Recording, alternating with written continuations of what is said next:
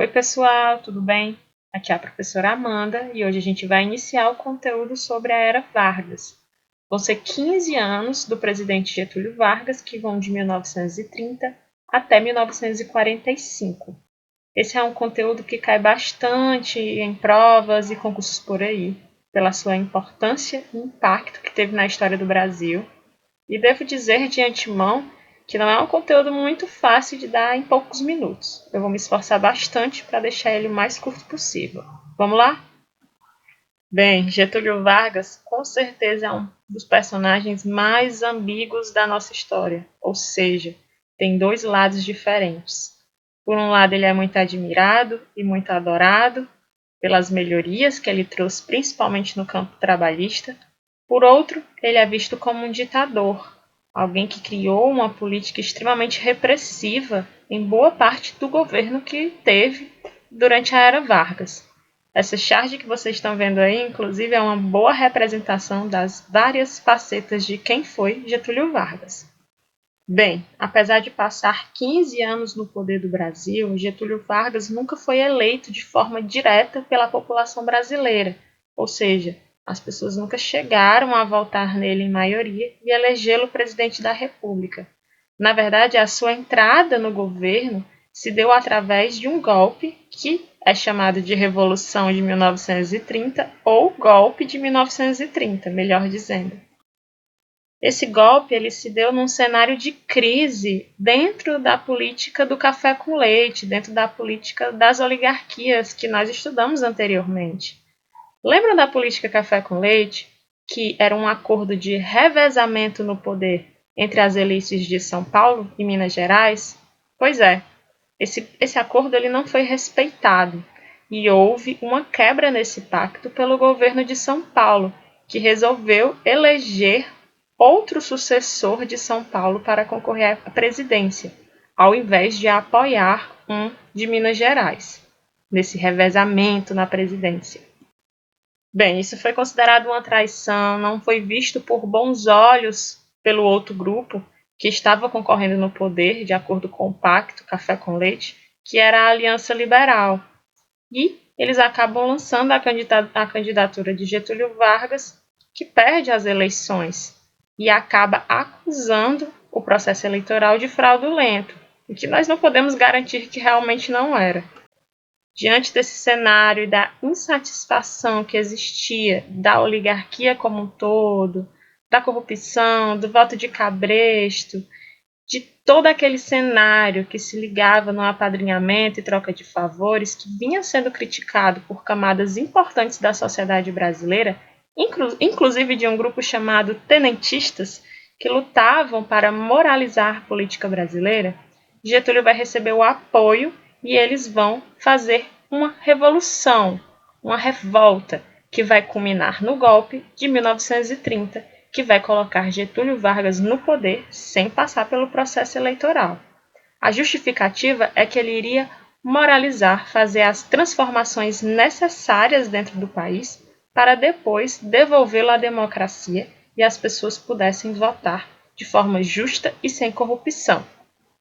Bem, isso deveria ter durado menos tempo, né? Mas acabou virando 15 anos no poder. O governo do Vargas é dividido em 3 fases, como vocês estão vendo na tela. A primeira fase é o governo provisório, ou seja, que é um governo de adaptação que deveria ser por enquanto. Ele dura de 1930 a 1934.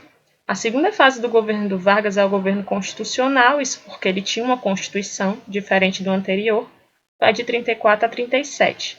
A terceira fase é o governo ditatorial, ou como ele é chamado também, de Estado Novo. Ele vai de 37 a 45, o mais longo durando 8 anos. Essa fase é a fase mais conturbada do governo do Vargas. Bem, assim que Getúlio Vargas ele assume o poder, ele vai buscar atender às reivindicações dos grupos que lhe apoiaram. Ele suspende a Constituição que estava em vigor até então, que era ainda da Proclamação da República de 1891. Ele fecha o Legislativo e nomeia interventores para os estados. É uma medida bastante drástica, certo? A justificativa era tirar qualquer vestígio que existisse da velha política, como eles chamavam República Velha. Daí vem o nome que nós conhecemos dessa fase da história do Brasil. Foram eles que deram esse nome para essa república. É óbvio que por não terem passado pelas eleições e por terem passado por cima das vontades de São Paulo, o governo do Getúlio Vargas não ia ser bem visto por uma parcela importante da população, principalmente os paulistas, que não vão aceitar o governo de Getúlio Vargas, que vai culminar numa revolta dentro do país. Essa revolta se chamava Revolta Constitucionalista de São Paulo, de 1932. Essa revolta tinha basicamente duas reivindicações. A primeira, acabar com o governo provisório do Getúlio Vargas, e a segunda, criar uma nova Constituição para o país, já que o Brasil estava sem Constituição nenhuma.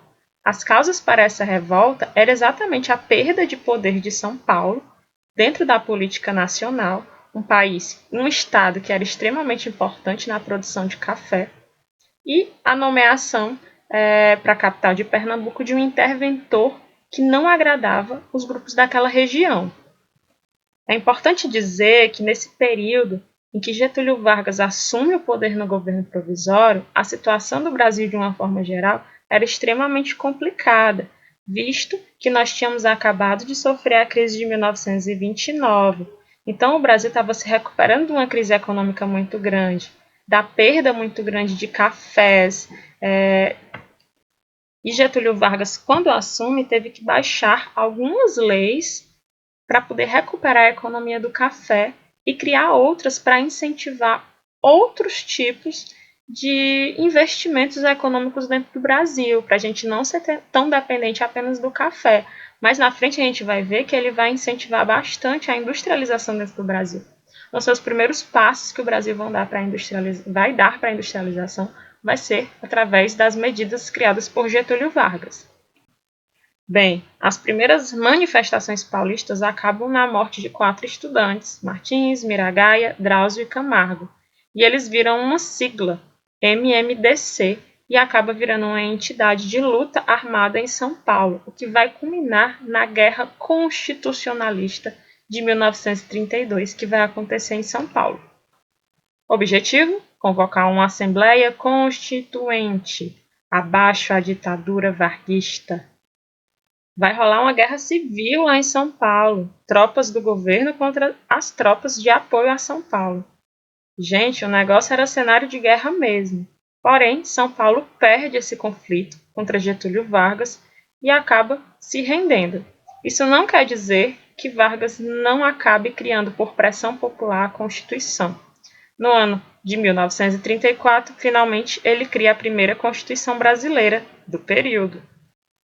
A Constituição de 1934 foi uma Constituição extremamente revolucionária para o período, pelas questões que ela trazia, que eram muito importantes para a época, e muitas dessas coisas foram preservadas até hoje na nossa Constituição atual. Critérios de cidadania, por exemplo. O voto passou a ser secreto, antes o voto era aberto, todo mundo via em que você estava votando. As mulheres foram incluídas no direito ao voto. Bem, mas a gente só vai votar muito depois, mas fomos incluídas.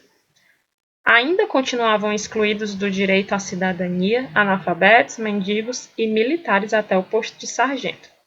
Entre os direitos já trabalhistas, nós vamos ter o implemento de um salário mínimo, a jornada de 8 horas de trabalho, que antes chegavam a 16, a proibição do trabalho de menores de 14 anos, férias remuneradas e indenização na demissão de justa causa. Junto com os direitos trabalhistas, Vargas também cria a justiça trabalhista para poder garantir que esses direitos realmente acontecessem na prática. Foi uma grande conquista para a classe trabalhadora. O nacionalismo econômico também foi uma forte base do governo de Getúlio Vargas, que abandona o liberalismo econômico. Inclusive, essa já era uma tendência internacional depois da crise de 1929, e ele passa a intervir na economia de maneira bem forte. Então, ele vai proteger as riquezas do país, como os minérios e as quedas d'água.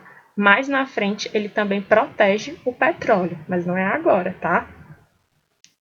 Getúlio Vargas Getúlio Vargas, com essas medidas, cria muita popularidade dentro do país, principalmente entre os grupos trabalhadores.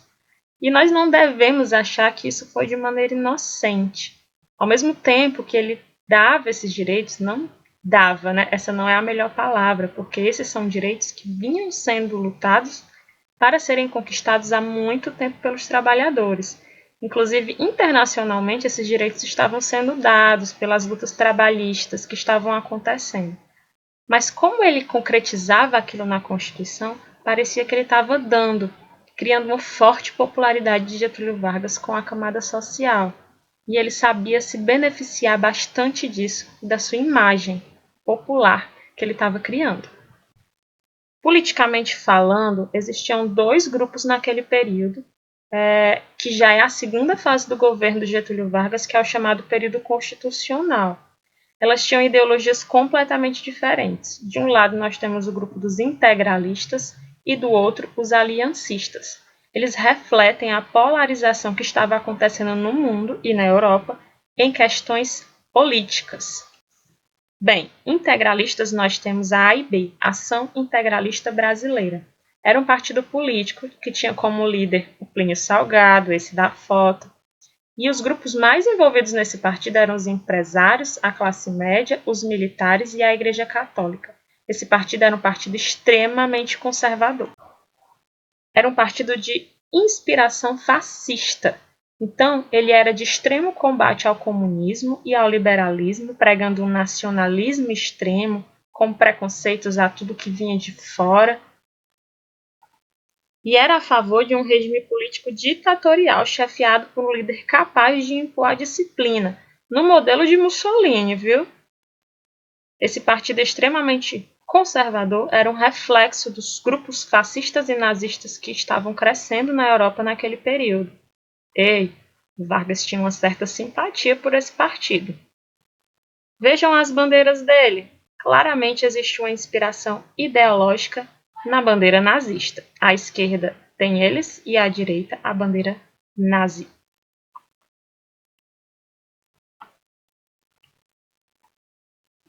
Do outro lado, nós temos a Aliança Nacional Libertadora, ANL, que era liderada por Luiz Carlos Prestes. Os grupos mais envolvidos eram os democratas, os sindicalistas e os socialistas.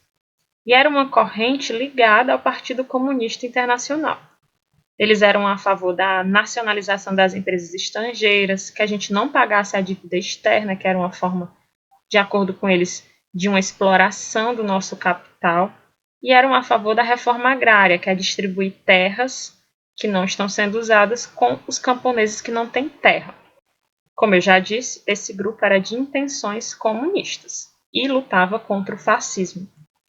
Em 1935, aqui no Brasil, vendo os movimentos fascistas crescerem e o endurecimento do governo de Getúlio Vargas, acontece a chamada intentona comunista. A palavra intentona vem de tentativa.